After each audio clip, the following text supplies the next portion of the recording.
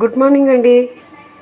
సుమా kitchens మళ్ళీ మీ ముందుకు వచ్చేసింది గోధుమ పిండి దోశ అనమాట. గోధుమ పిండి దోశ ఏంది, గోధుమ పిండి చపాతి చేస్తారు కదా అనుకుంటారు. కానీ గోధుమ పిండి దోశ అదే మనకు బియ్య పిండి దోశ కావాలంటే నానబెట్టాలా, మిషన్కి వేయాలా, మనకు ఈ దోశ తినాలనిపిస్తుంటుంది. అప్పుడు ఇది ఈజీగా చేసుకోవచ్చండి. గోధుమ పిండి దోశ ఎలా చేయాలో ప్రాసెస్ మొదలు పెడతామా. ఇప్పుడు గోధుమ పిండి దోశ అండి. ఇంట్లో మనకు ఏమన్నా తినాలన్నప్పుడు ఏం లేకున్నా ఉత్త గోధుమ పిండి, ఒక 2 స్పూన్లు శనగపిండి ఉంటే చాలండి. గోధుమ పిండి దోశ వేసుకోవచ్చు. ఎలా చేయాలో చూడండి. గోధుమ పిండి తీసుకున్నాను. ఒక 2 స్పూన్స్ శనగపిండి, కొద్దిగా వంట సోడా, కొద్దిగా సాల్ట్, కొద్దిగా బొంబాయి రవ్వ వేసుకోవాలండి. ఎందుకంటే కొంచెం క్రిస్పీగా రావాలంటే బొంబాయి రవ్వ వేస్తే చాలా బాగుంటుందండి.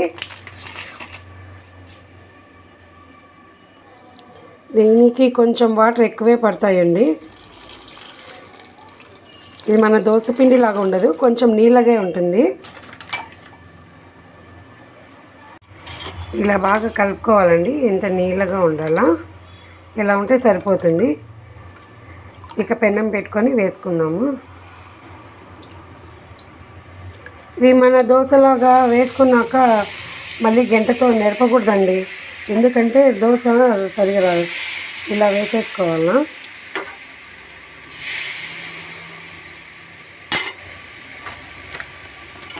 కొద్దిగా ఆయిల్ వేసుకుందాము.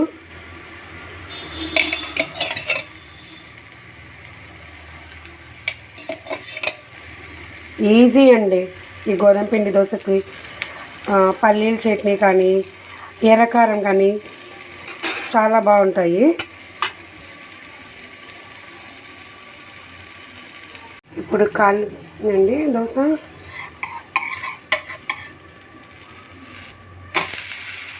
చాలా పలచగా ఉంటుందండి. ఒక్కసారి మీరు కూడా ట్రై చేసి చూడండి, చాలా టేస్ట్గా ఉంటుంది.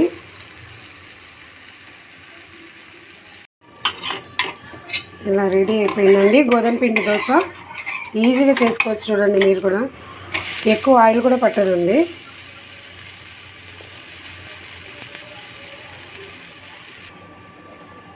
రెడీ అయిపోయిందండి. క్రిస్పీగా వచ్చింది చూడండి. చాలా టేస్ట్గా ఉంటుందండి.